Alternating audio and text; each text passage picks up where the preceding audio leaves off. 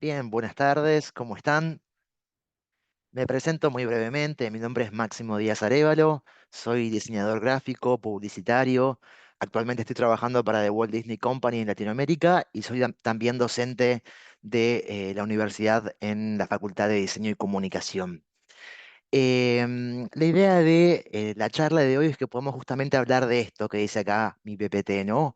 El color como herramienta narrativa en productos contemporáneos. La idea es que podamos analizar el color como una herramienta para reforzar significados en los productos que consumimos todos los días, en productos como películas, como series, como obras de teatro, videojuegos. Me interesa que de acá nos vayamos con esta búsqueda, estas ganas de analizar quizás los productos que son de mi interés, que yo tengo cercanos, en cuanto a uso de color. Para mí es ahí cuando analizamos elementos, casos reales, elementos concretos, cuando el aprendizaje se hace efectivo, ¿no? Cuando lo podemos realmente ver en lo que consumimos todos los días. Ahí es cuando yo me apasiono por mi propia disciplina, entonces los invito a ustedes a también intentar con esta búsqueda. La idea de la estructura de esta charla es que primero veamos un poco de teoría del color clásica para que refresquemos conceptos con respecto a círculo cromático, en cuanto a combinaciones de color, y después que analicemos juntos ejemplos para poder poner en práctica, digamos, esta teoría. En cuanto a preguntas o comentarios, este tema, sobre todo cuando vemos ejemplos, suele dar bastante para consultar o para traer ejemplos que a ustedes se les ocurran de cosas que les parece que son pertinentes o que tienen que ver con lo que estamos viendo. Yo dejo abierto el chat para cuando quieran. Dejen las preguntas. Yo considero que es pertinente sacar las preguntas entre la charla, lo voy a comentar, si no las dejamos para el final. Pero cualquier duda, consulta, comentario, inquietud que tengan, la van volcando por el chat cuando quieran y yo la administro para darle lugar en el mejor momento de la charlita. Pero siéntanse súper bienvenidos para comentar, para charlar, para debatir juntos un poco esto del universo del color. Bien, entonces, como les decía antes, seguramente acá todos tenemos. Seguramente no, estoy seguro que todos tenemos algún tipo de acercamiento con respecto al color en nuestro cotidiano. Es algo en lo que estamos expuestos todo el tiempo, cuando nos vestimos, cuando decoramos nuestra casa, eh, ex- absolutamente todo el tiempo. Pero la idea de esta charla entonces es que podamos analizarla primero desde una perspectiva más clásica de teoría del color para entender combinaciones de círculo cromático que podamos después aplicar en un análisis posterior. A la hora de hablar de color y metiéndonos con términos más teóricos clásicos, vamos a analizar tres características específicas. Primero, el tono, que es el atributo que me permite identificar al color, diferenciar uno de otro, un verde de un rojo, tiene que ver con el tono. Cuando hablamos de color, efectivamente estamos hablando de tonos. Por otro lado, tenemos lo que es el valor, la luminosidad del color, su grado de claridad u oscuridad, cuánto se acerca al blanco o al negro, y también la intensidad, la saturación, la pureza que posee el color. Algunos de estos conceptos podemos modificarlos incluso a través de aplicaciones, a través de software de diseño, software de fotografía. Estos elementos es fácilmente encontrable en esas herramientas de edición.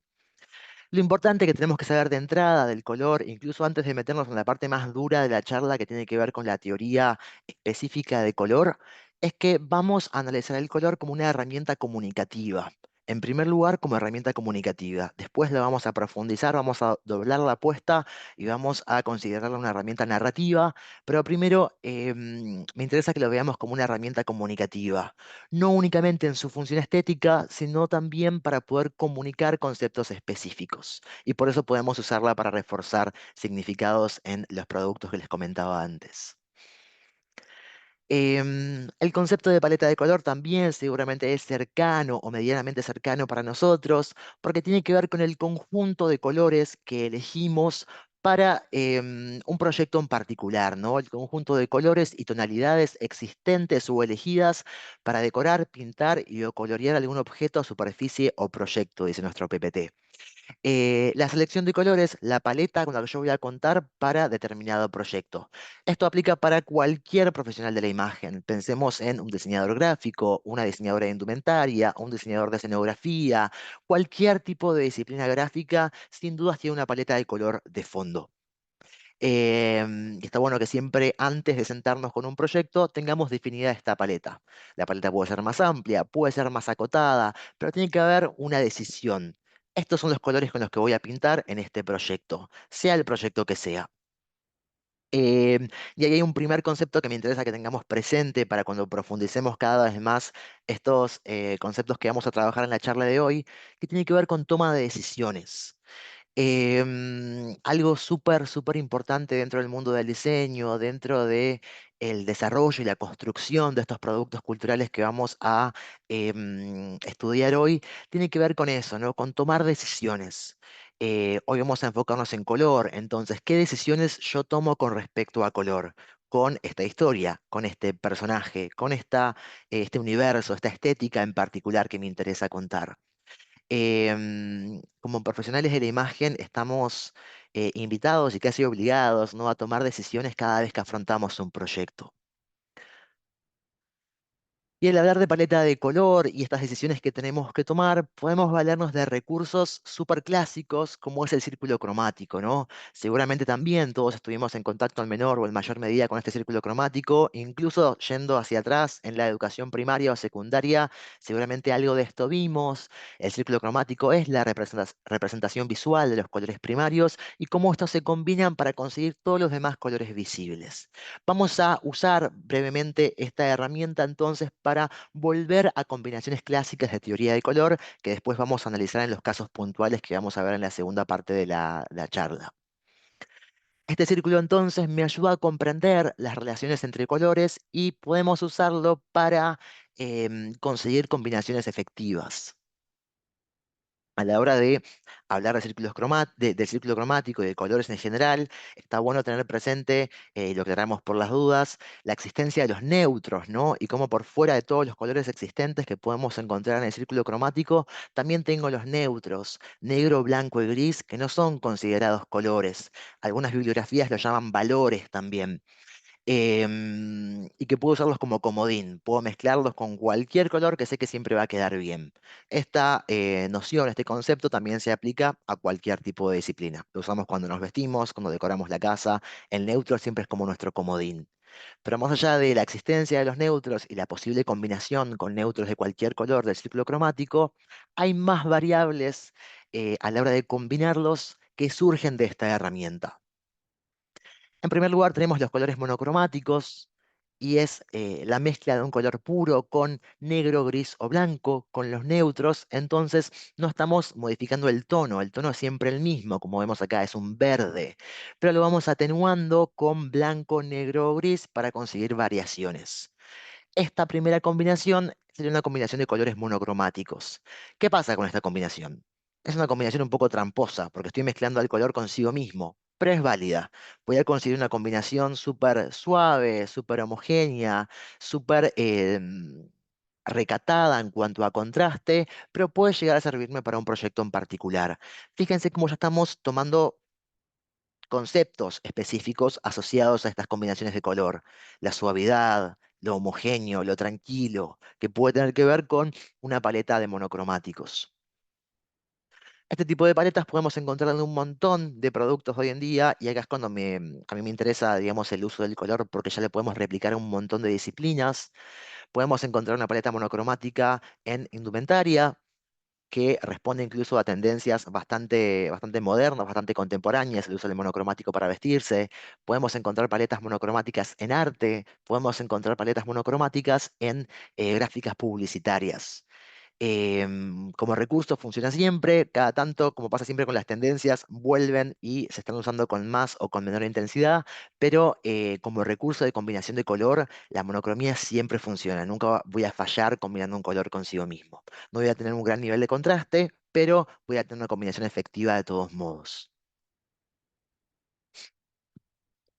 Como segundo recurso, como segunda opción de combinación valiéndonos de el círculo cromático, podemos encontrar los colores análogos. En el círculo cromático son los que se sitúan a los dos lados de un color, ¿no? Tomando el verde, como tenemos acá en nuestro PPT, serían el amarillo verdoso y el azul verdoso.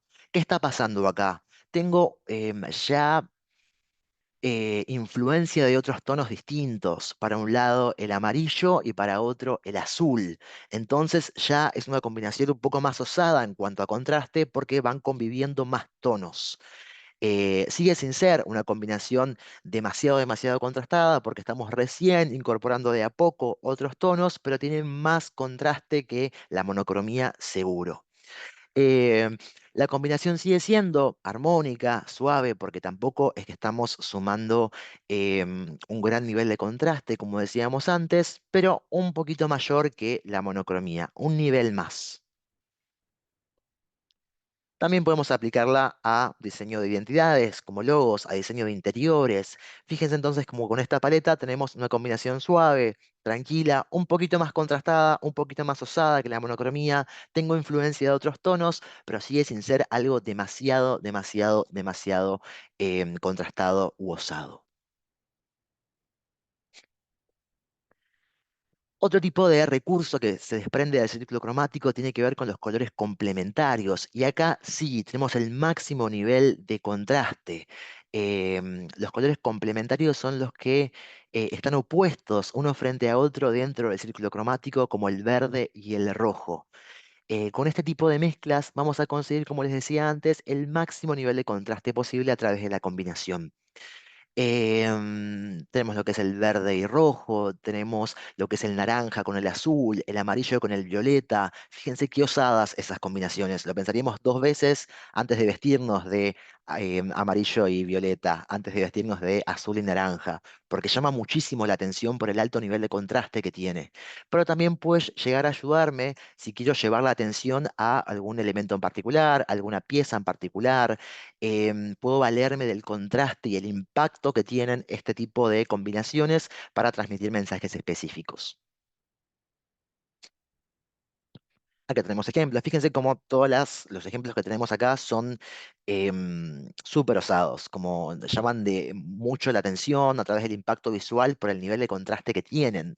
Entonces, hay que tener cuidado dónde aplicamos este tipo de combinaciones porque vamos a conseguir atención de forma innegable. Entonces, ¿dónde lo voy a aplicar? ¿Dónde elijo aplicar este tipo de combinaciones o para qué proyecto me interesa trabajar con esta paleta tan contrastada? Otro elemento a tener en cuenta cuando hablamos de paletas de color tiene que ver con las tendencias del mercado. Fíjense cómo también este tipo de paletas bien contrastadas a veces suelen ser asociadas a productos que se venden a adolescentes, por ejemplo, bien contrastado, colores súper saturados, en contraposición a quizás productos apuntados a niños o bebés, que todo tiene que ver con los colores pasteles, combinaciones mucho más armónicas, mucho más bajas en cuanto a contraste. Ya empieza a haber un tipo de tendencia asociada al color según el target, a quién estoy vendiendo, a quién apunto mi comunicación, mi pieza gráfica. Ese es otro elemento a tener en cuenta a la hora de elegir una paleta u otra. ¿Qué tendencias existen actualmente dentro de la sociedad en la que estamos insertos?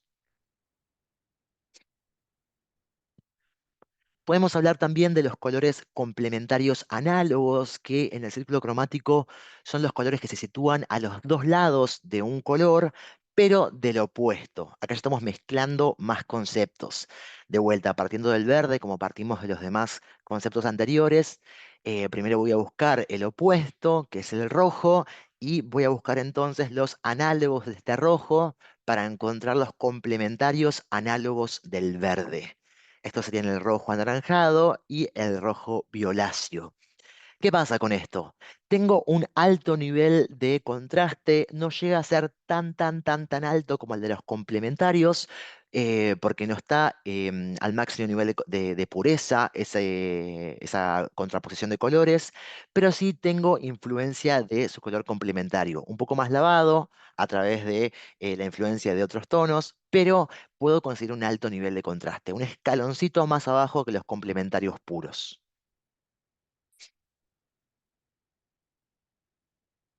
como estos ejemplos que tenemos acá.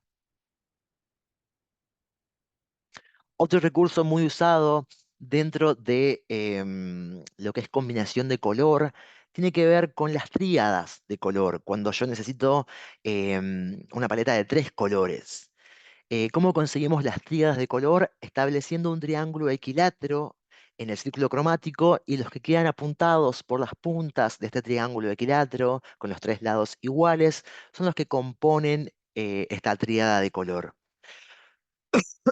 ¿Qué conseguimos con las tríadas de color? Combinaciones súper equilibradas, combinaciones llamativas, pero equilibradas en cuanto a nivel de contraste.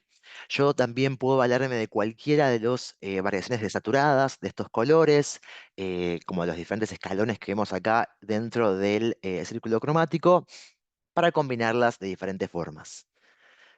Un recurso súper usado para asesoramiento de imagen, para decoración de interior. Fíjense cómo tiene bastante dinamismo la combinación y además nos permite usar tres tonos distintos. Recursos. Vamos viendo entonces bastantes recursos para poder generar combinaciones efectivas a través del color. Como decíamos antes. La idea es que podamos definir una paleta de colores cuando abordamos un proyecto gráfico, sea el que sea, y esta paleta puede valerse de estas combinaciones clásicas del círculo cromático, ¿no? Teníamos la monocromía, combinamos un color consigo mismo, basándome en lo que es mezclarlo con blanco, negro o gris, con neutros. Tengo lo que son los colores análogos, situados a los laterales de un color en el círculo cromático, un poquito más de contraste sin ser demasiado elevado. Tengo lo que son los complementarios, máximo nivel de contraste, opuestos en el círculo cromático, combinaciones osadas, combinaciones súper asociadas al impacto visual. Y tengo también los complementarios análogos, que son un escalón por debajo del máximo nivel de contraste, pero que aún así son bastante llamativas. Por último, tengo lo que son las tríadas, que me permiten esta combinación balanceada, tranquila y además de tres tonos diferentes. Lo importante, antes de meternos ya a poder aplicar esta teoría en ejemplos específicos, es que entendamos que es importante valernos de estos recursos teóricos, como decíamos antes, para poder tomar decisiones. Y fíjense cómo ya en eso que íbamos analizando, a pesar de ser teoría pura, iban apareciendo elementos como la toma de decisiones y cómo es importante que haya un juicio deliberado de fondo, como también hay tendencias gráficas asociadas a un target o a otro, y como ya, digamos, nos damos cuenta de que la función del color, cuando la usamos comunicacionalmente, que es lo que decíamos antes, cómo íbamos a abordar el color dentro de esta charla, no es únicamente desde su función estética, sino que nos enfocamos más que nada en su función semántica. El color tiene esas dos funciones principales, que son la estética, muy asociada al arte, muy asociada al aspecto visual, y la función semántica, que además de lo visual busca trascender y aportar significados específicos. Esa es la que vamos a analizar particularmente acá, en este bloque, dentro del cual vamos a buscar em, estudiar el color como una herramienta narrativa, ver cómo podemos valernos del color para em, reforzar significados en un producto em, de la cultura contemporánea, que esto puede ser, como decíamos antes, una película, una serie, una obra de teatro, un videojuego. Hay muchos análisis con respecto a este tipo de obras. La idea es que hoy analicemos un par de casos en conjunto y que después podamos preguntarnos qué otro ejemplo se nos viene a la cabeza en cuanto a uso del color como herramienta narrativa en productos que nos interesen a nosotros, ¿no? Dentro de este bloque, entonces, lo que intentamos analizar o pensar en conjunto es esto, casos en los que el color se nota que está usada para reforzar algún aspecto de una narrativa. Está usado para reforzar o profundizar el desarrollo de un personaje, está usado para construir un universo específico, está usado para definir un perfil de un personaje, un héroe, un villano, y todo esto, digamos, podemos reforzarlo a través del color. Hay varios teóricos que sostienen, ¿no?, que podemos valernos de esta herramienta para reforzar mensajes a través de la repetición de patrones e ideas. Yo repitiendo patrones, repitiendo ideas a lo largo de uno de estos productos, a lo largo de una película, a lo largo de una serie, a lo largo de una obra de teatro, yo puedo asociar colores a significados específicos. ¿Y qué pasa con esto? Em, En algunos casos puede ser que encontremos asociaciones de colores a conceptos particulares que nos parezcan un poco forzadas, que nos parezcan un poco subjetivas, y esto puede pasar dentro de este análisis que hacemos de productos un poco más artísticos, entre comillas. Em, Hay quizás otros conceptos que son más universales y que vamos a estar todos de acuerdo con que asociamos tal color a tal concepto, pero lo que me interesa de fondo, más allá de que podemos debatir un montón la fuerza de la relación entre determinado color y determinado concepto, es que haya una intención de fondo, que determinado creador, que determinado director de fotografía haya decidido usar tal combinación de color para transmitir esto o aquello.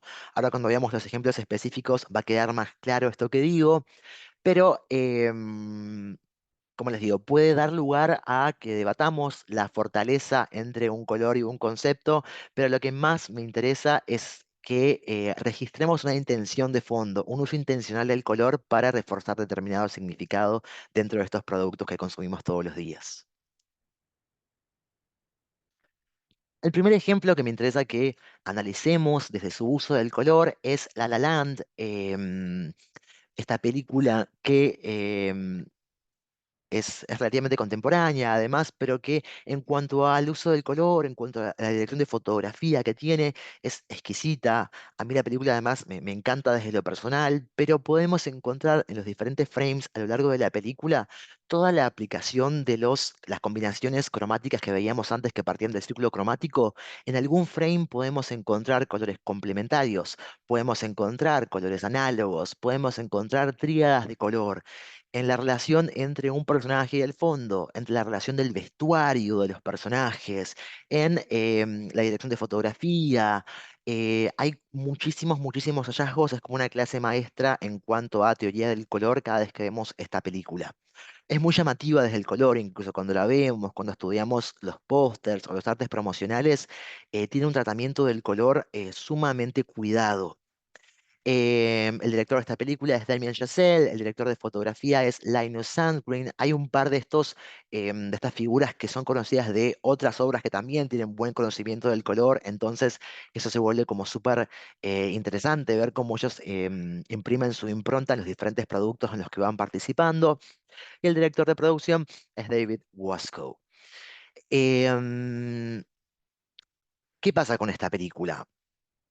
Varias cosas. Primero podemos encontrar el uso estético del color, como decíamos antes, que quizás es lo que menos nos interesa cuando estudiamos estos productos, que sin dudas igual se ve muy bien en la película. Hay sin dudas un muy buen uso del uso estético del color, hay combinaciones efectivas desde lo visual, pero también hay un profundo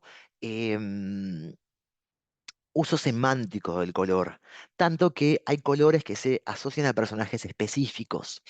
Em, a modo de resumen, muy a grosso modo, para que podamos entender de qué va la película y cómo la podemos analizar del color, esta película se centra en la historia de Mia, que es el personaje que vemos acá en pantalla, que ella está como en búsqueda de poder conseguir su sueño de ser una actriz reconocida de Hollywood.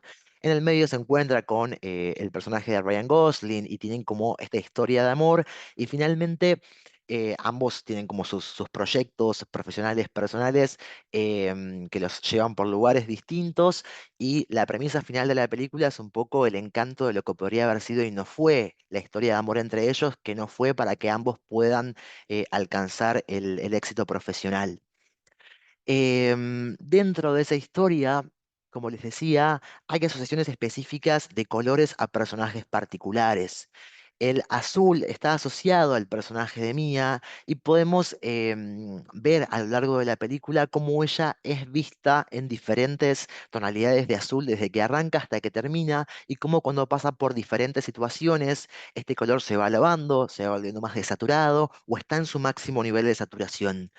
El color este azul en particular está asociado a conceptos particulares dentro de la película, que son los que tenemos acá a la derecha: el arte, la creatividad, el éxito, que es un poco como les decía antes. Podemos debatir a ver qué tan fuerte es la relación entre el azul y el arte, entre el azul y la creatividad, el azul y el éxito. Quizás el azul más globalmente podemos asociarlo a conceptos como lo institucional, lo formal. Acá hay un poco de libertad en cuanto a los conceptos que se intentan anclar, pero buscan reforzar la narrativa de la película, la narrativa del personaje, a través de la repetición, a través de presentarlo de esta forma desde el comienzo de la película. Hay un análisis súper profundo, de hecho, con respecto a toda la película y a muchos más colores, que es el color en La La Land por El Ojo Vago, que lo recomiendo. Lo van a poder encontrar el artículo y el análisis en YouTube. Él incluso dice esto de cómo él reconoce que hay mucha de subjetividad en el análisis, pero que em, podemos reconocer de todos modos esta intención de fondo en cuanto al uso intencional de la paleta cromática para fortalecer la narrativa. El azul entonces está presente en este personaje desde que arranca la película hasta el final.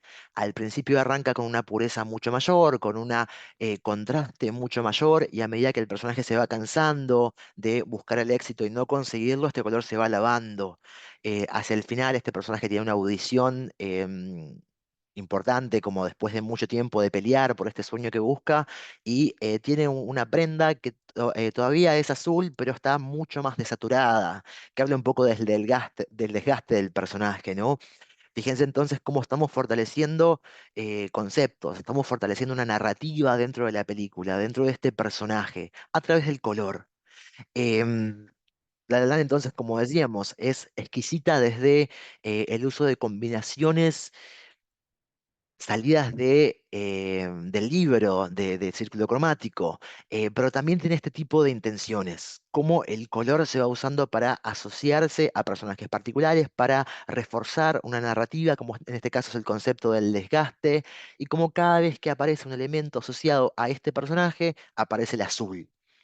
Hacia el final, el personaje de Ryan Gosling abre un lugar, un club de jazz que está inspirado en ella, y el logo también es azul, que es el que tenemos abajo a la derecha. Intenciones, decisiones de fondo. No estamos usando el color como algo arbitrario, sino que lo usamos intencionalmente. Podemos debatir todo lo que queramos, la fuerza de estos conceptos asociados al azul, pero sin dudas hay un uso deliberado de fondo. Esto a lo largo de la película lo podemos encontrar en un montón de colores.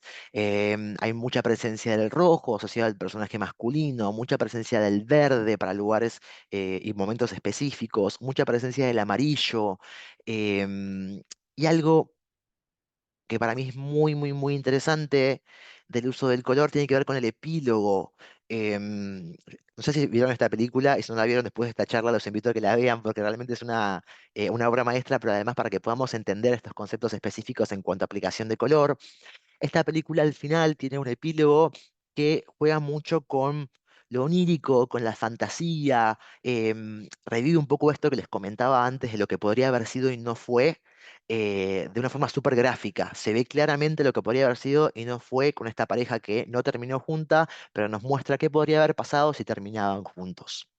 Dentro de ese universo de la fantasía, de lo que podría haber sido, hay un uso del color como el que vemos acá, súper fantasioso, súper contrastado, súper diferenciado de lo que se venía tratando hasta ahora en la película. Un código muy distinto para asociarlo más con la fantasía. Fíjense cómo podemos hablar de otro concepto muy diferente, que es la fantasía a través de la selección cromática. ¿Qué empieza a pasar acá? Y vamos a encontrar en todos los ejemplos que vamos a ver a continuación. Encontramos más que color. Nos podemos dar cuenta que podemos tomar decisiones para reforzar un significado en un producto cultural contemporáneo con otros elementos. Fíjense la imagen de los globos, o también la de arriba, incluso la del auto. Como hay es cine esto, pero hay como mucho lenguaje teatral. Tenemos el volante solo en el personaje de arriba, y atrás el fondo está como si fuera pintado, como si fuera un prop. que poco tiene que ver con el código que se venía trabajando antes. Entonces encontramos un contraste de cómo están tratados los personajes, cómo están tratados los fondos. Hay una transición que pareciera un libro pop-up, de esos que los elementos salen. Y vamos mezclando códigos, vamos trabajando también los grafismos, los tipos de líneas, las formas, y podemos ampliar incluso mucho más esta charla y que no sea únicamente el uso del color para la narrativa en productos contemporáneos, sino que sea la composición, los grafismos, la construcción en particular, la morfología. Pero para que entendamos entonces lo importante de tomar decisiones. Lo que nos convoca hoy es el color, pero podríamos ampliarlo tranquilamente a muchos otros elementos.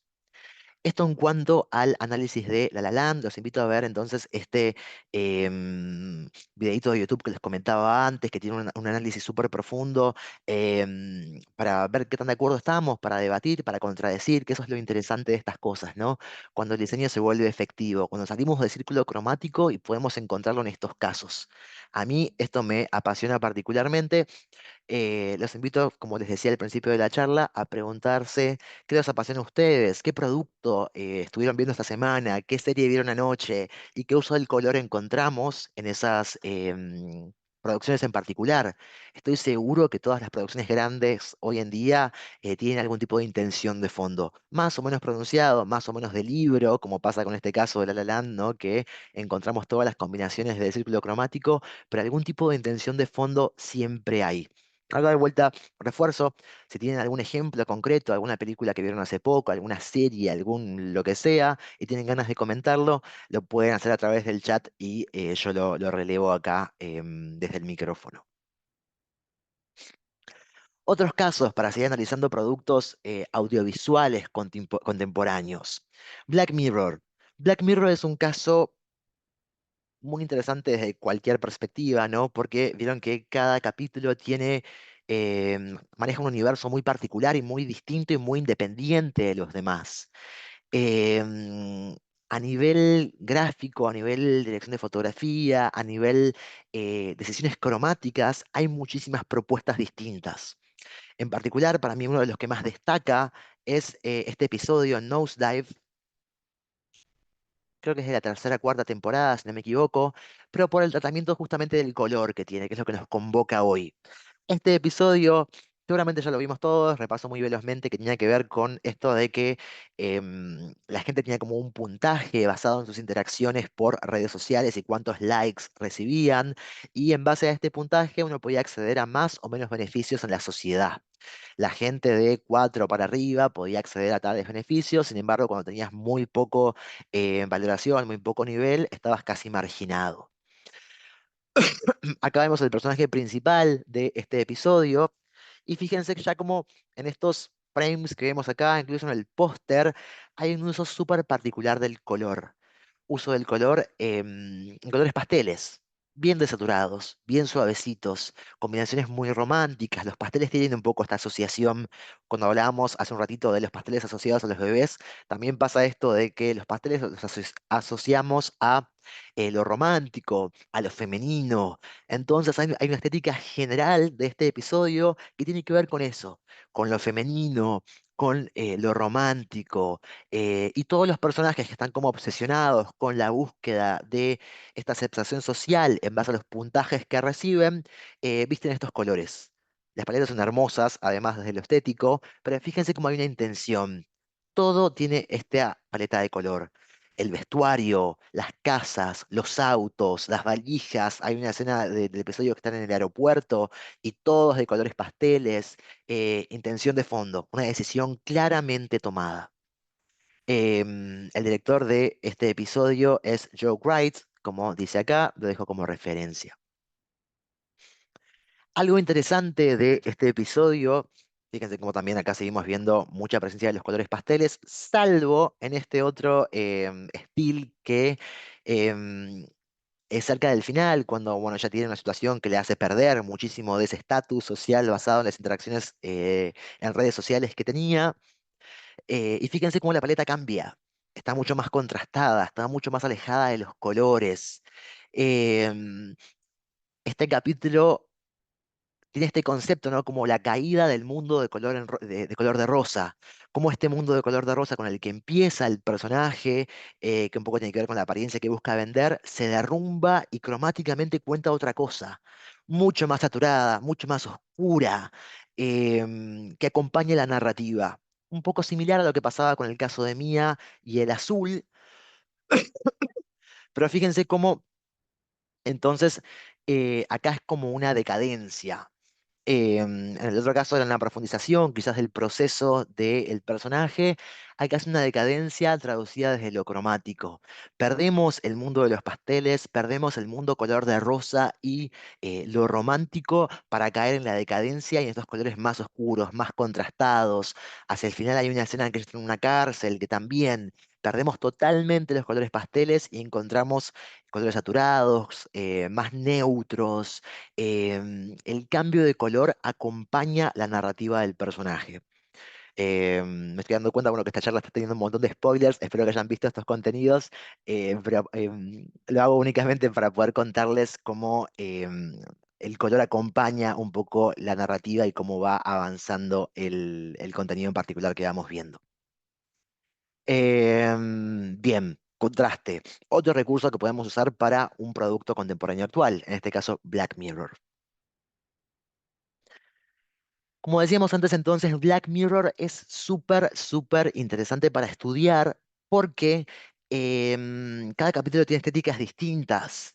El que vimos recién, que era Nosedive, estaba basado en los colores pasteles, como decíamos, y en la decadencia, que incluso llegando al final, que incorporaba más neutros, colores más contrastados, estaba súper, súper lejos de la estética que propone este otro episodio. Fíjense cómo este episodio, Metalhead, propone una paleta cromática únicamente basada en neutros, únicamente blanco y negro. El tono de este episodio también es distinto, es posapocalíptico, mucho más violento que el episodio anterior, y el tratamiento gráfico lo demuestra, acompaña, el color acompaña esta narrativa. El episodio en su totalidad está acompañado por esta paleta de color, por esta monocromía en blanco y negro, en neutros, mucho más oscuro, mucho más crudo, mucho más alejado del universo infantil, femenino, romántico que proponía el episodio anterior. De vuelta, decisiones distintas.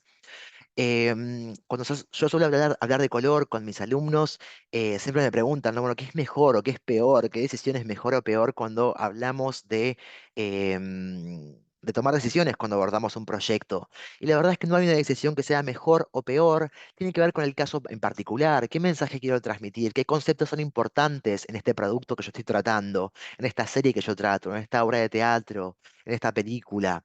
Fíjense que con los episodios de Black Mirror queda súper claro el concepto de lo romántico, de lo femenino en contraposición a lo posapocalíptico, a lo crudo, a lo violento.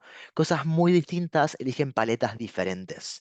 Entonces está bueno que sepamos que no hay un camino unilateral para tomar y que siempre va a funcionar en cuanto a combinación de color, desde lo semántico, va a depender de qué significado o qué concepto yo quiero em, es al que yo quiero prestarle especial atención.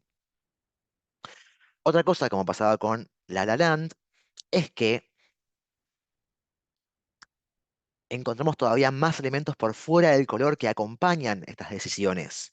De vuelta, lo que nos convoca hoy es el color, pero no quiero dejar de mencionarlo para que sepan que esto podría ser incluso más amplio todavía. Es todo un universo estudiar las disciplinas gráficas desde estas decisiones que se toman de fondo para reforzar mensajes específicos. En Nosedive, por ejemplo, también hay mucha presencia de las formas orgánicas, las formas redondeadas. A mí me llamó mucho la atención que los edificios, los autos eran redondeados, acompañando este lenguaje suave, este lenguaje romántico, en contraposición a las formas que encontramos en Metalhead. Fíjense cómo son mucho más geométricas, mucho más angulares, mucho más puntiagudas, más agresivas. Reforzamos conceptos distintos.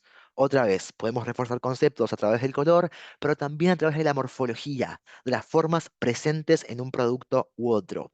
De vuelta, cuando vemos series, vemos películas, vemos obras de teatro, es muy raro que algo sea un accidente. Seguramente hay un proceso de decisiones de fondo de por qué eso está así y no de otra forma.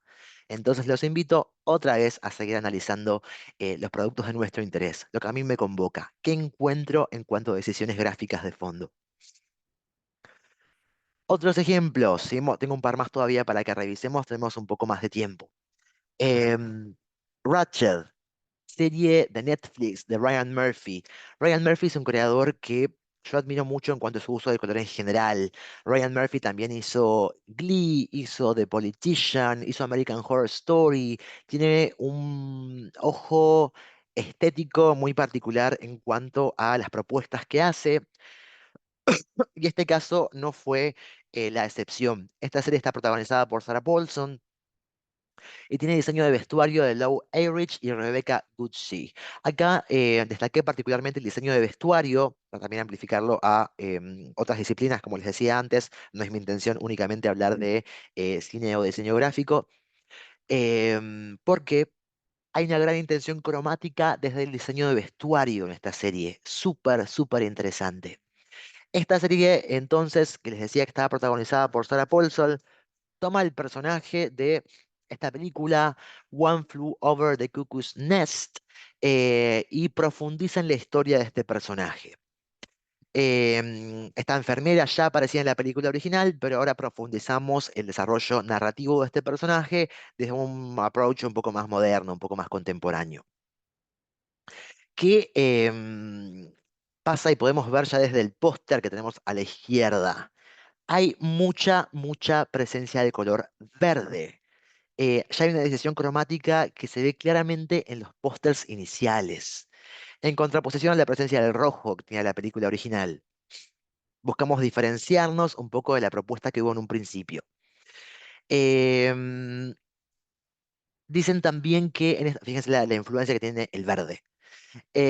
Acá se asoció el verde a conceptos específicos como la violencia, la opresión, la lujuria, la envidia, la avaricia, la maldad, de modo que siempre que pasaba alguna escena que tenía que ver con estos conceptos, la escena se teñía de verde. Recurso cromático al 100%, pero que apoyaba lo narrativo. Cada vez que hay una escena que tiene que ver con estos conceptos que yo asocio a este color, todo se tiñe de verde. Es muy teatral incluso el recurso, pero fíjense cómo hay una clara intención cromática de fondo. Al mismo tiempo, todos los personajes principales llevan algún elemento verde en su diseño de vestuario, porque una de las grandes referencias para este producto tenía que ver con la película Vértigo o Hitchcock del 58, que también tiene un uso similar de el verde. Entonces, fíjense cómo seguimos usando colores asociados a conceptos específicos. Acá particularmente desde el vestuario y teniendo la escena completa cuando sucede algo que tiene que ver con estos conceptos que estamos reforzando.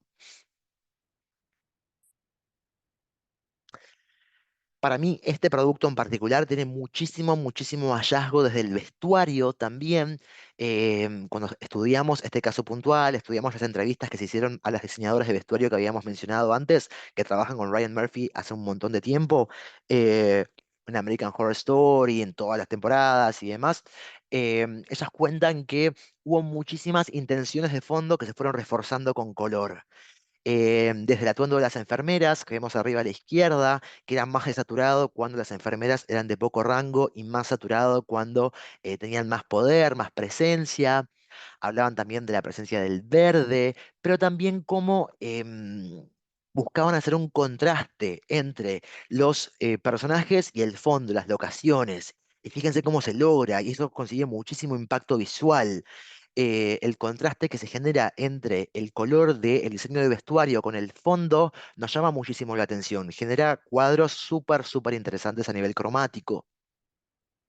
Por otro lado, también fíjense cómo abajo a la izquierda tenemos un momento de la serie que es del comienzo, cuando el personaje va a hacer una entrevista en un hospital para conseguir un trabajo de enfermera, y lleva también un diseño de vestuario muy contrastado con el fondo, llama muchísimo la atención desde lo cromático, pero además, y acá de vuelta nos vuelve a pasar lo mismo como en todos los casos anteriores, se va ampliando.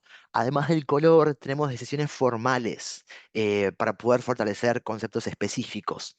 Las diseñadoras de vestuario contaban que para esta serie se basaron mucho en el New Look de Dior. Fíjense cómo hay reinterpretaciones de esa referencia tan clara y cómo buscaban que el vestuario en esta escena en general, pero en esta escena en particular, cuando ella va a buscar trabajo, muestra esta fortaleza que tiene el personaje a través de la construcción de un vestuario que se vea como una armadura, que tenga diferentes capas, que se vea estructurado. Entonces vamos reforzando conceptos también desde lo formal, desde el color. Como en todos los casos que decíamos antes, el verde, el contraste con el fondo, el tema de las enfermeras, pero se van sumando otros elementos como la estructura, la forma. Súper, súper interesante este trabajo. Después, como les decía antes, nos puede gustar más, nos puede gustar menos la serie en sí misma, la película en sí misma, pero a veces es interesante analizar estos productos desde las decisiones de fondo. Cómo se pensó esto, cómo fue el proceso, qué búsquedas cromáticas, formales había de fondo, sobre todo para nosotros que somos profesionales de la imagen, o nos interesa el tema de la imagen. Ratched de Netflix, súper, súper interesante, un poco cruda si tienen ganas de verla, pero desde lo cromático y desde lo formal, muy, muy, muy interesante. Otro caso interesante para seguir un poco la línea del verde. Fíjense cómo es una tendencia a lo largo de las películas de Disney, cómo el verde, y no cualquier verde, sino este verde lima, este verde radioactivo, este verde fosforescente, va apareciendo en todos los villanos. Acá tenemos a Scar del Rey León, Mother Gothel de Rapunzel, el Doctor Facilier de La Princesa y el Sapo, tenemos a Úrsula de La Sirenita, una de las hermanastras de Cenicienta, Maléfica de la Bella Durmiente, Hades de Hércules, Gastón de la Bella y la Bestia, y por último, la madrastra malvada de Encantada. Fíjense como en todos estos casos hay presencia de este verde tan particular, este verde lima, este verde que tiene tanto nivel de contraste también. Em, es particularmente interesante el caso de Encantada, que es una película contemporánea, no sé si la conocen, pero es una película que es un live action protagonizado por Amy Adams y cómo busca hacer una especie de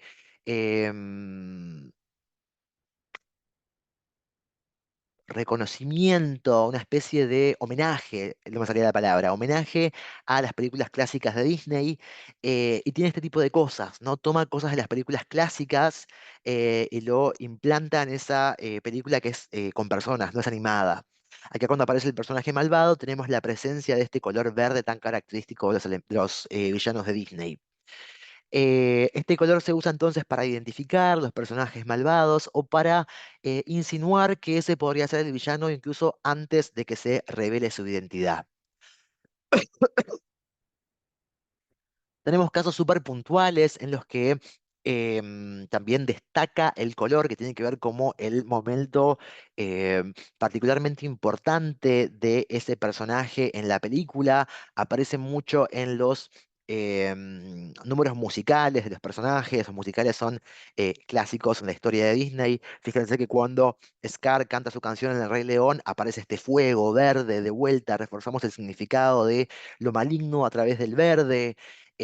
Cuando pasan elementos particularmente importantes, como Úrsula tirando el hechizo en la sirenita para agarrarle la voz a Ariel también, todo se teñe de verde, la canción de Doctor Facilier en La Princesa y el Sapo, hay mucha presencia del verde, entonces encontramos este color cada vez que el villano está en su máximo esplendor en la película, digamos. Es interesante también porque actualmente están desarrollando dentro de los parques de Disney un show basado en los villanos. El arte que vemos a la derecha tiene que ver con este show que se hace en los parques de Disney. Y fíjense cómo también tenemos presencia del verde. Ya se tomó como una universalidad que cada vez que encontramos este verde lo asociamos a los villanos.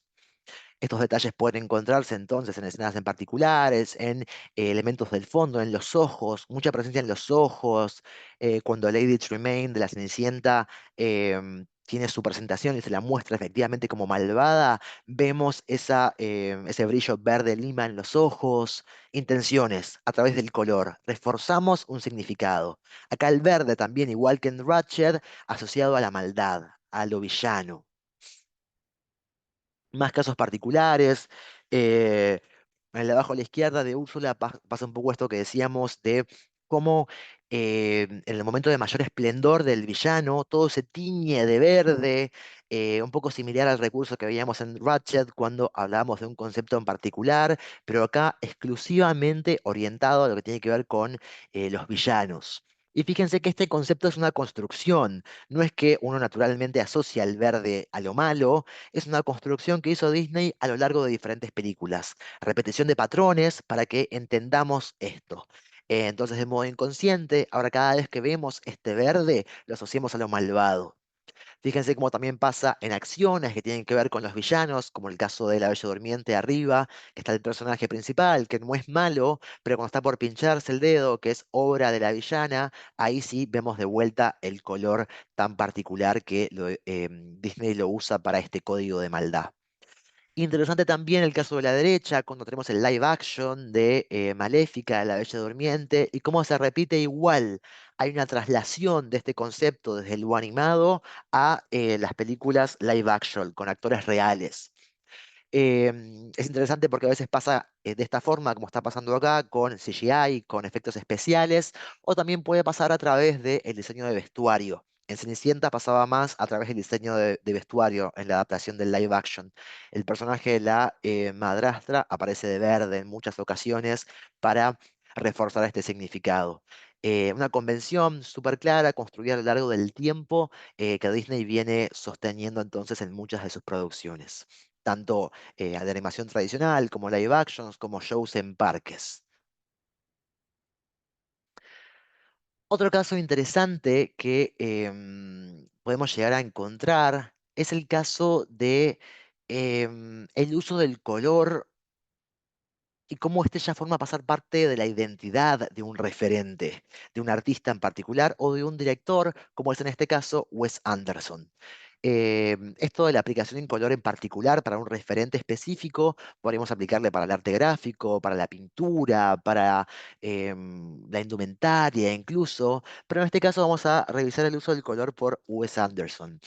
Fíjense que Wes Anderson tiene un uso de color súper particular, em, tiene como dos grandes tendencias él en cuanto a uso de color en su obra. Por un lado, lo que tiene que ver con el uso de pasteles, colores desaturados, y por otro, el uso de colores primarios saturados. Son como esas dos tendencias que él usa. Dependiendo qué era de su trabajo analizamos, vamos a encontrar más prominentemente una u otra. Dentro de los pósters encontramos más lo que tiene que ver con colores pasteles, como vemos acá. Súper, súper característico de él. Fíjense ya como toda su obra tiene este tratamiento de color en particular. Em, Y acá nos pasa de vuelta con los primeros casos que decíamos. Acá incluso trasciende el uso del color, su obra, este uso de la herramienta del color como narrativa, como identitaria, ya trasciende a el color mismo y también tiene que ver con lo que es composición. Fíjense cómo el uso de las composiciones simétricas es súper importante dentro de la obra de Wes Anderson. Todos los cuadros que vemos acá, casi todos son simétricos o están balanceados. Muy, muy, muy notorio en The French Dispatch. Tomamos esta peli en particular como referente que va más con la línea de los colores pasteles que decíamos antes dentro del uso del director. Fíjense cómo en todos los cuadros de la izquierda vemos esto, colores pasteles y composiciones simétricas, casi siempre centradas. Ya armamos una identidad en base a un uso particular del color y un uso compositivo específico. Súper, súper interesante que pueda pasar esto. Ya incluso trascendemos las intenciones para un producto en particular y ya forma pasar parte de la identidad del artista, de la identidad de un referente en particular. Los invito a ver esta película y analizarla también desde la cromía, desde la composición, tanto la película como sus artes promocionales. Fíjense que abajo a la izquierda tenemos los pósters, los character posters, los pósters de personaje, y fíjense qué interesante la composición, siempre simétricos, con usos de tramas complejas, y el color acompaña entonces esto que decíamos antes, esta identidad que ya es parte del referente, de Wes Anderson. Cada vez que vemos esta combinación pensamos en él. De hecho, hace no mucho tiempo surgió esta tendencia, vieron en TikTok, de acercar películas que no tenían que ver con el director, con películas de Marvel, películas románticas clásicas, a la estética de Wes Anderson, y lo hacían de esta forma, generando composiciones simétricas y usando este color en particular, este uso de color en particular. Entonces, fíjense cómo un uso de color específico puede ayudarme a definir una identidad como artista, incluso como referente, como creador de contenido, sea el que sea. Wes Anderson, gran referente siempre en cuanto a uso de color. Más casos, fíjense cómo seguimos viendo la simetría, fíjense cómo encontramos un poco esta variación que les comentaba antes entre pasteles y colores saturados, depende un poco más de su obra, pero siempre hay una intención súper clara. Los pesos, como siempre, están balanceando. Sin dudas, hay una intención cromática de fondo súper cuidada en toda su obra.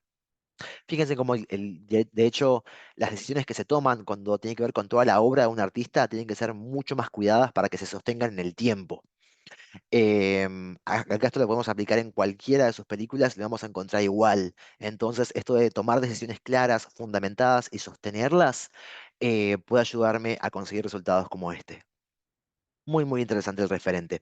Hay algo interesante que yo encontraba cuando estudiaba este caso para la charla, que la gente se impactaba con que Wes Anderson haga este tratamiento de color cuando sus películas solían trabajar con conceptos bastante más oscuros, ¿no? Y fíjense cómo la paleta es bastante naive, bastante ingenua, bastante opuesta a esos conceptos tan a veces oscuros o trágicos que él trabaja en sus películas. Y decían que tenía que ver con una decisión de él en general, en toda su obra, que es de entender el gris en la vida, cómo puede haber un balance o un punto medio en las cosas. El gris, en cuanto a color, tiene que ver con esto, ¿no? De contrastar quizás situaciones un poco más dramáticas, un poco más oscuras, con colores vibrantes, con colores que tienen que ver con el juego, y encontrar un contraste. Lo mismo con los personajes, que no hay ninguno que sea particularmente bueno o particularmente malo. Encontramos siempre ese punto medio, ese gris en la vida. Se dice que Wes Anderson encuentra ese gris en la vida y lo busca transmitir en su obra a través de este tipo de decisiones, a estos contrastes que conviven en todas sus películas.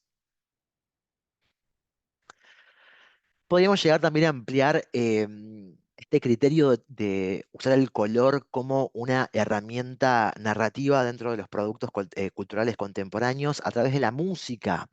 Fíjense cómo hay álbums, y esto es particular, desde siempre, digamos, pero últimamente también hay casos súper emblemáticos como los que tenemos acá, de usar un color en particular para identificar un álbum. El caso de Bratz, este álbum fue súper icónico también cómo se asoció con este color, y cada vez que veíamos este color, y de vuelta ampliando a otros recursos gráficos, también la tipografía en particular, pensábamos en este álbum. No había forma de escapar la tendencia. Por otro lado, también hay artistas en particulares, como Taylor Swift, que basa parte de su, em, o la totalidad, en verdad, de su carrera en diferentes eras, y cada era tiene un color particular asignado, cada era corresponde a un álbum. Entonces tenemos algunos como el que tenemos acá, la tapa, que tienen que ver particularmente con la monocromía, con el blanco y el negro, que tienen que ver con los conceptos que ese álbum en particular busca transmitir, que tiene más que ver con la oscuridad, que tiene más que ver con lo subversivo. Y otros álbumes superopuestos que tienen que ver con los colores pasteles, con los rosados, con lo romántico. Decisiones cromáticas para reforzar los conceptos que en este caso el álbum viene a transmitir. Y después, en los álbumes queda súper claro, como en el caso de Brad, hay muchos otros elementos que van a reforzar esta decisión, como es la tipografía, como es el uso formal, el uso de texturas, más elementos gráficos pueden ayudarme a reforzar conceptos específicos.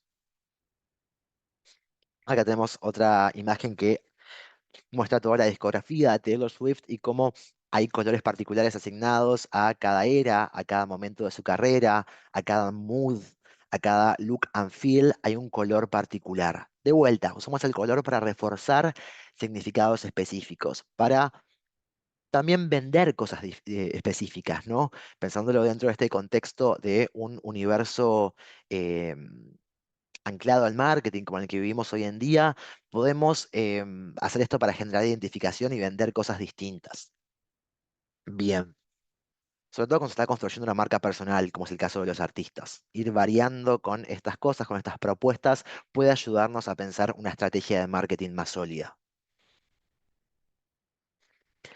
Hay un concepto también que está muy alineado con esto que venimos analizando de el color como parte de em, este proceso de decisiones para reforzar mensajes específicos en los productos que consumimos hoy en día, que tiene que ver con la psicología del color, que la psicología del color es el estudio de cómo el color afecta el comportamiento humano, siendo esta una rama dentro del campo de la psicología del comportamiento, dice nuestro PPT, pero lo que nos interesa es que dentro de la psicología del color podemos analizar que cada color provoca respuestas diferentes en el ser humano. Y yo puedo valerme de esas respuestas que se asocian a los colores específicos para reforzar un mensaje u otro. Es importante entonces que tengamos en cuenta el significado semántico de los colores antes de elegir los que van a representar un producto. Em, Hay algunas de estas asociaciones, como decíamos antes, que son más construidas, que son más convenciones particulares, como el verde en Disney. Hay algunas que son más vagas todavía porque tienen menos tiempo de construcción, como el caso del azul con el arte en La La Land. Pero también sucede que la psicología del color propone algunos colores que son universalmente asociados a conceptos específicos. Pensemos esto del rojo con la pasión, cómo eso ya es más universal, cómo podemos pensar el tema de el verde con la envidia, el azul con la tranquilidad, el amarillo con la energía. Hay convenciones un poco más asentadas y más firmes en cuanto a color y concepto. Yo puedo valerme de esto que tiene que ver con la psicología del color para em, conseguir una asociación más rápida con conceptos específicos para que el refuerzo sea más efectivo. Fíjense que si el concepto es un poco más vago, un poco más debatible, como en algunos de los ejemplos que vimos antes, nos puede generar esta respuesta de decir como... No estoy seguro de qué tan fuerte sea esa asociación con lo que me están diciendo, pero podemos valernos entonces de los conceptos que son más universales para incorporarlos dentro de nuestro producto actual, dentro de, el proyecto que nos toque encarar cromáticamente. ¿Qué pasa con estos conceptos y estos colores asociados a em, conceptos particulares? Encontramos varios, como decíamos antes, el rojo con la pasión, el verde, que tiene que ver quizás con la lujuria, con la envidia, el azul con la tranquilidad, pero por más universales que sean, siempre pueden variar y seguramente lo hagan según la cultura y la temporalidad. Estos dos ítems es importante que los tengamos en cuenta a la hora de buscar esta universalidad, la cultura y la temporalidad. ¿Qué sería esto? Cultura principalmente entre Oriente y Occidente. Fíjense que el blanco, por ejemplo, en Occidente está asociado a la paz, a la pureza, mientras que en Oriente está asociado a la muerte. Totalmente opuesto al significado que se le asocia más comúnmente, más universalmente. Entonces, si yo quiero valerme de estos elementos, de estos conceptos asociados a colores específicos, tengo que tener en cuenta dónde estoy posicionado, en qué cultura estoy posicionado. Podemos encontrar otras variaciones en cuanto a asociación de colores y significados, pero las más marcadas, como decía antes, tienen que ver con Oriente y Occidente.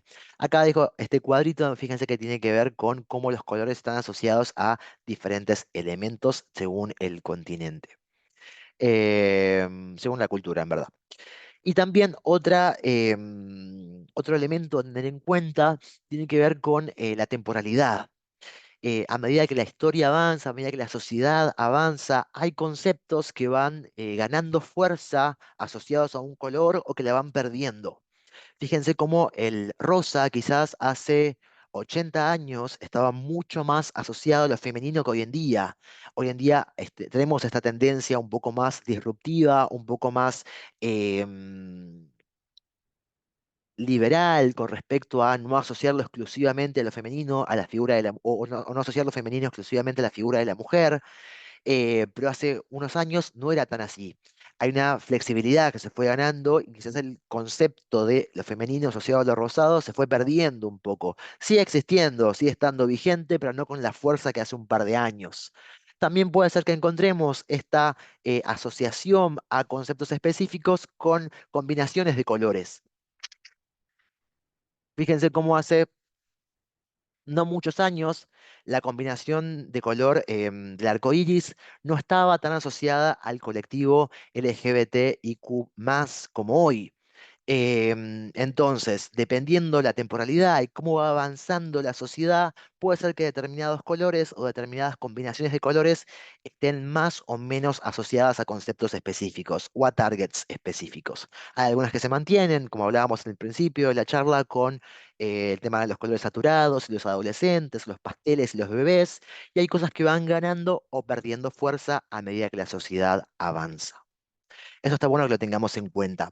Em, Como dato de color y también analizando, llegando al último bloque de nuestra charla del día que tiene que ver con las marcas analizándolas también como productos contemporáneos actuales. Hay algunas marcas que han tenido que modificar su paleta cromática según su presencia en determinados países, que es el color principal en un país es uno y cuando establecen acciones o establecen una sede en un país que tiene un significado muy distinto asociado a determinado color o a determinada campaña, lo cambian. Buscan una variable para no ser disruptivos o para no estar asociados a determinados conceptos que quizás no tienen que ver con la identidad marcaria. Esa fuerza puede llegar a tener el color en diferentes culturas. Fíjense que para que una marca de primer nivel modifique su manual de marca, modifique sus colores identificatorios en determinado territorio, es porque hay mucha influencia en cuanto a cuánto el color puede modificar la percepción que el público objetivo tiene de mi marca. Hay casos específicos, y como entrando a este último bloque que les decía antes, asociado con las marcas, en que marcas particulares toman colores como identificatorios, ya forman parte de la identidad de cada una de estas marcas. Fíjense que acá tenemos tres casos de marcas que ya se apropiaron de estos colores, desde lo estético y también desde lo conceptual. Podemos reforzar conceptos o valores de marca a través de estos colores que eligieron. Coca-Cola con el rojo, y no cualquier rojo, ese rojo en particular que habla de calidez. Barbie en particular también con este fucsia, que en su momento supo hacer un rosa mucho más pastel, y a medida que Barbie fue creciendo y desafiando la figura de la mujer, como algo más que la figura tradicional femenina, fue ganando más contraste y se quedó con este color, y Mercado Libre con el amarillo asociado con el dinamismo. Em, ya fíjense cómo estas marcas entonces se apropiaron de estos colores de tal forma que vemos el color, a veces incluso sin el logo, y ya pensamos en esta marca. Ah, este es el rojo de Coca-Cola, este es el rosa de Barbie, este es el amarillo de Mercado Libre. El color puede llegar a tener esa fuerza, puede llegar a formar parte de la identidad de una marca. Así como vimos el color como parte de la identidad de un referente, como en el caso de Wes Anderson, el color también puede formar parte de la identidad de una marca. Productos culturales contemporáneos distintos, referentes, un director de cine y una marca, pero cómo ambos pueden usar el color a su favor para reforzar su narrativa. La narrativa de marca, mi narrativa o mi obra personal como director, puedo valerme del color para reforzar estos significados. Em, Algunos ejemplos más de colores asociados a conceptos específicos que pueden elegir las marcas. Tenemos el azul asociado a la seguridad, la calma, la honestidad, la fuerza, el cuidado y la confianza, que como puede ser el logo de Ford. El rojo asociado a la energía, al amor, la excitación, la acción, la audacia, la pasión, como el logo de Red Bull. Fíjense que en estos conceptos que vamos viendo podemos encontrar algunos más fuertes, algunos más débiles, algunos más universales, algunos menos. Los más universales van a asociarse más rápidamente con los conceptos elegidos, y los que son un poco más vagos van a implicar un poco más de construcción de nuestra parte, como en el caso de las películas que veíamos antes. También pasa un poco esto cuando analizamos marcas versus otro tipo de productos culturales. em, que la marca tiene una visión mucho más centrada en el marketing, en el branding, entonces no permite tantas libertades como un producto más artístico como una película o una serie. La película o la serie se permite esto de poder construir la asociación entre color y concepto, y la marca suele basarse en convenciones ya creadas, ya establecidas. El naranja con lo feliz, lo sociable, lo amigable, lo accesible, como Nick. El amarillo asociado a lo lógico, lo optimista, lo visionario, lo confidente, como Vic.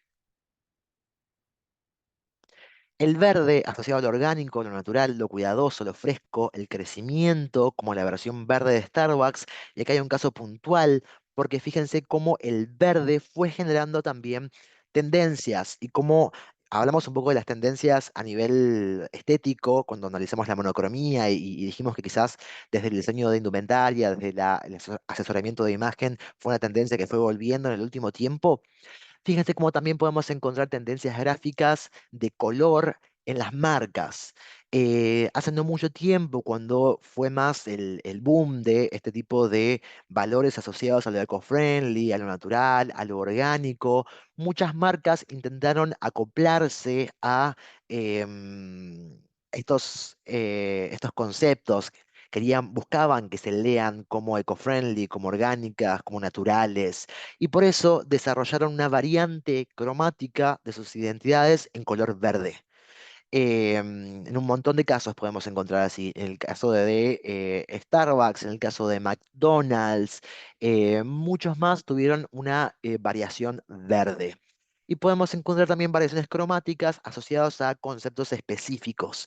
Muchas marcas se tiñen de rosa en el mes de búsqueda de conciencia por la prevención del cáncer de mama. Muchas marcas se tiñen de multicolor en el mes del orgullo. Entonces podemos encontrar variaciones cromáticas para poder fortalecer las narrativas en cuanto a valores que sostienen las marcas. Yo estoy a favor de esto. Entonces tomo el color asociado a este concepto, asociado con lo orgánico, con el colectivo LGBT, con la lucha contra el cáncer de mama. Entonces genera una variación de mi marca que deje expuesto mi interés o mi adhesión con esta causa en particular. Interesante el estudio de las tendencias gráficas y cómo podemos analizarlas en la presencia de uso de colores. El violeta o el púrpura también asociado a lo imaginativo, a lo creativo, a lo nostálgico, como Yahoo. Se nos está quedando un poco viejo el caso de Yahoo, pero aplica todavía. El caso del negro, fíjense qué interesante cómo también los neutros tienen conceptos asociados. El negro asociado a lo sofisticado, a lo lujoso, a lo formal, al estatus, a la autoridad, como el caso de Chanel. Muchas marcas hoy en día están volviendo a los neutros, sobre todo en esta búsqueda del minimalismo, pero para que tengamos presente que los neutros también son em, asociados a significados específicos. Y tenemos lo que es el multicolor, asociado con lo multicanal, positivo, audaz, sin límites, como Google hace un par de años, pero vuelve a tomar relevancia esto que les contaba hace un ratito, de cómo quizás los conceptos asociados a colores van variando a medida que el tiempo avanza, y hoy el multicolor, además de esto de lo positivo, lo audaz, lo sin límites, está muy asociado al colectivo LGBT. Siempre tenemos que estudiar la fuerza de un color y un concepto desde la psicología del color, enfocándonos en la temporalidad y en el territorio en el que estamos posicionados, porque esto va cambiando.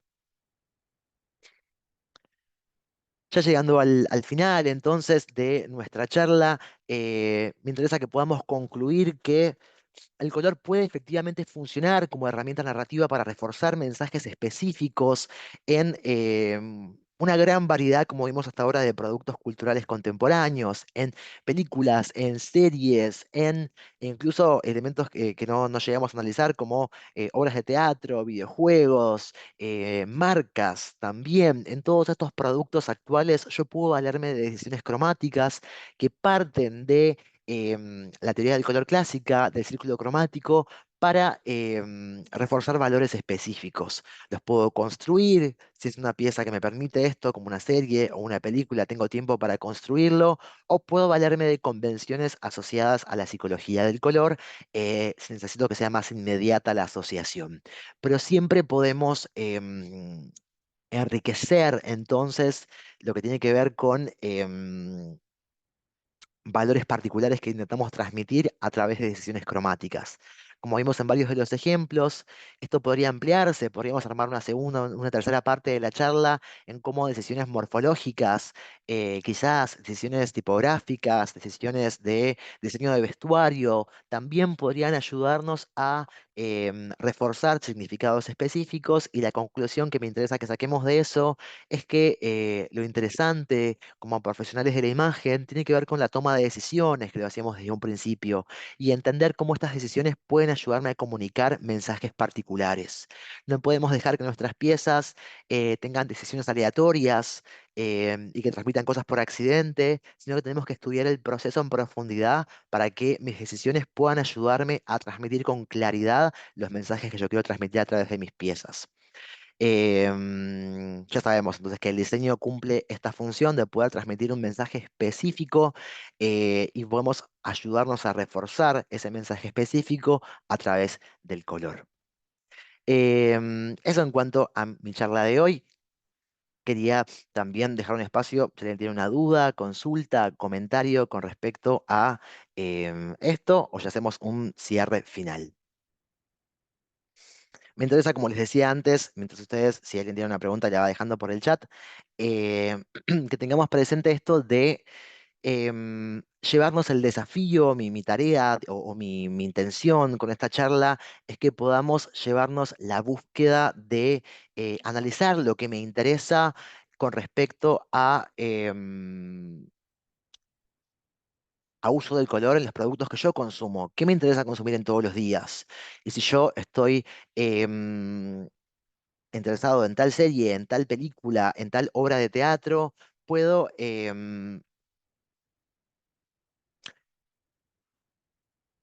me quedé pensando en una pregunta que hay. En base a lo que yo estoy interesado, digamos, puedo estudiar estos elementos que estábamos viendo acá, cómo el color aplica, cómo la morfología aplica, cómo entonces podemos encontrar todos los conceptos del libro aplicados en concreto, digamos, en casos puntuales. Y ahí es cuando el aprendizaje se hace efectivo, cuando podemos efectivamente verlo en casos concretos. Eso es lo que a mí más me apasiona de mi carrera y lo quería compartir con ustedes.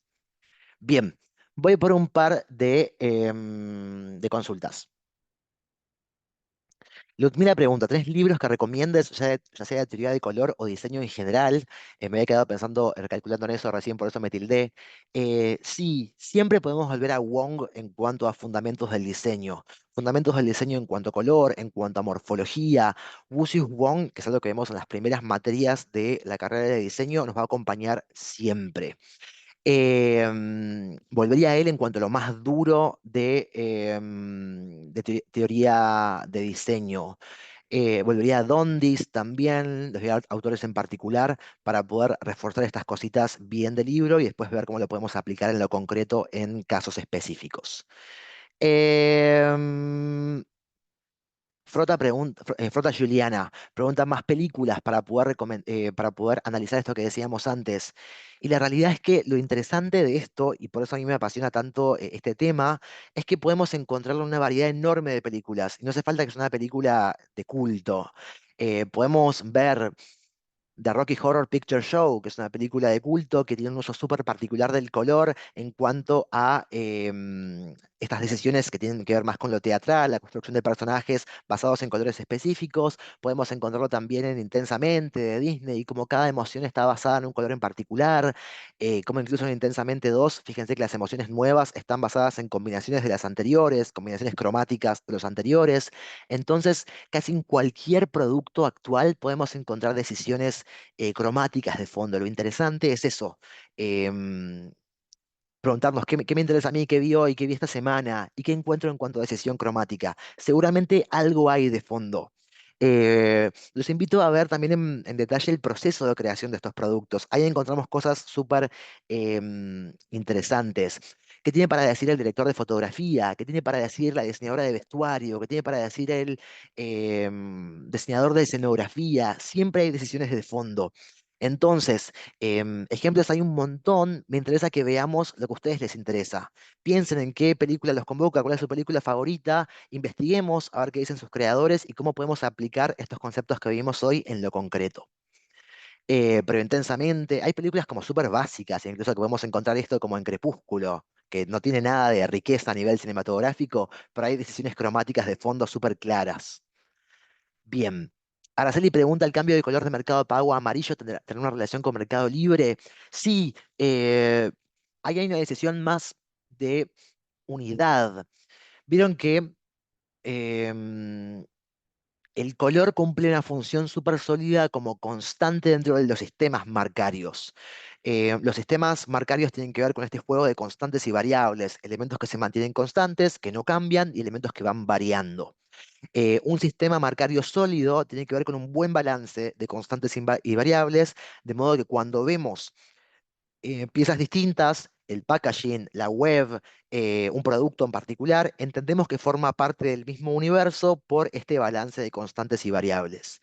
El color suele ser una constante súper sólida en todos los sistemas marcarios. ¿Qué estaba pasando con Mercado Libre? Ellos tenían como variable, de hecho, el color en la vertical de Mercado Pago. Fíjense que Mercado Libre manejaba el amarillo, Mercado Pago manejaba el celeste. Em, y lo que fue pasando con esa marca en particular es que en algunos mercados se confundían las aplicaciones, no las entendían como parte de un mismo universo. Particularmente en Brasil estaba pasando esto, que no es el mercado principal en cuanto a dónde nació Mercado Pago, pero es uno de los mercados donde más ganancia tiene Mercado Libre. Entonces se encontraron con esta dificultad de que no se podía sostener bien el sistema, entonces decidieron unificar. Ya no vamos a trabajar más el color como variable, sino que lo trabajamos como constante. Súper interesante también eso, ¿no? Cómo yo puedo ajustar el color para reforzar significados específicos. En este caso, mi concepto de sistema, la fortaleza de mi sistema marcario en general.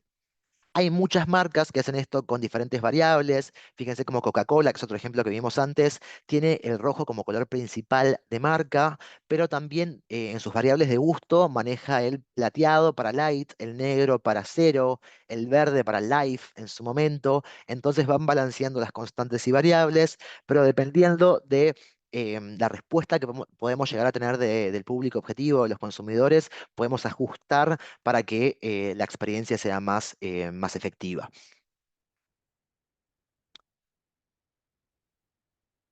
Ahora se le dice bien despegarse del azul, un poco lo que respondíamos antes, totalmente. Despegarse del azul para unificar, buscar una propuesta más sólida en cuanto a color. Paulina pregunta, en las redes sociales, por ejemplo, ¿crees que se debe exagerar en algún color específico para llamar la atención? Hace unos días me fijé en una cuenta que es todo rojo, lo que comparten. Mi duda es también si hay algún tipo de psicología del mismo color o es el valor añadido en la industria del arte lo que hace que tenga más enganche. Ahí tenemos, está buena la pregunta de Paulina. Hay varias como subpreguntas. Tenemos primero dos cosas, esto de que quizás em, con respecto a lo último, de si hay algo que tenga más enganche que otra cosa, va a depender con la fortaleza que tenga determinado concepto con un color en particular. esta fortaleza la podemos establecer en base a la temporalidad y en base a la cultura en la que estamos insertados, como decíamos antes. Va a haber conceptos más universales, como el rojo con la pasión, y conceptos más forzados, como el azul con el arte, que habíamos en el caso de La La Land. Dependiendo del caso, y si yo tengo la posibilidad de construir esta fortaleza entre concepto y color, voy a poder valerme de estos, pero las marcas en general, como les comentaba hace un ratito, prefieren siempre basarse en convenciones más universales, como este del rojo con la pasión.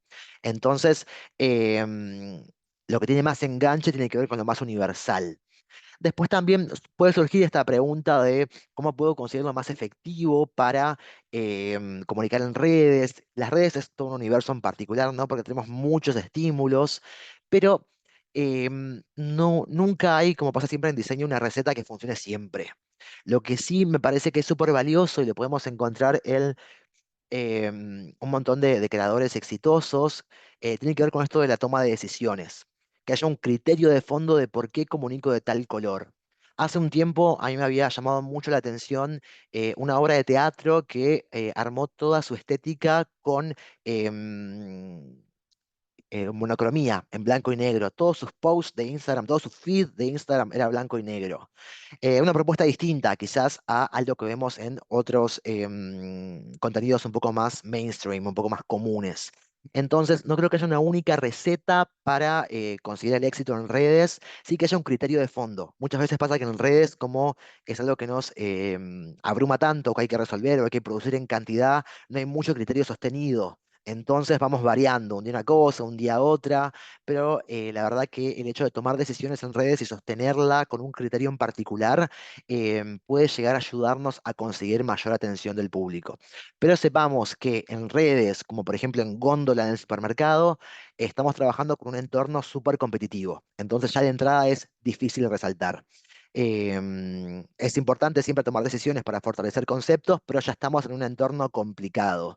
La gente no es que está sentándose a ver mi película, a ver mi serie, sino que está, le llega por accidente mi posteo. Entonces, tiene una predisposición distinta. Siempre voy a apostar a tomar decisiones sólidas, como decíamos antes, pero vamos a encontrar mayor o menor dificultad dependiendo del contexto. Eh, Bien. Buenísimo, muchas gracias por todas las consultas, muchas gracias por compartir este espacio conmigo. Entonces, cerramos con esta conclusión de cómo el color puede funcionar como herramienta narrativa para reforzar mensajes específicos y los invito a esto, que podamos pensar, bueno, ¿qué serie voy a ver hoy? ¿Qué película voy a ver hoy? ¿Qué uso del color hay con respecto a esto? ¿Hay una intención de fondo? Estoy seguro que sí, y van a ver que cuando podemos aplicar en concreto estos conceptos que habíamos al principio de círculo cromático, de combinaciones específicas, el aprendizaje se hace mucho más efectivo. Muchas, muchas gracias por compartir. Fue un placer. Voy a dejar de compartir pantalla.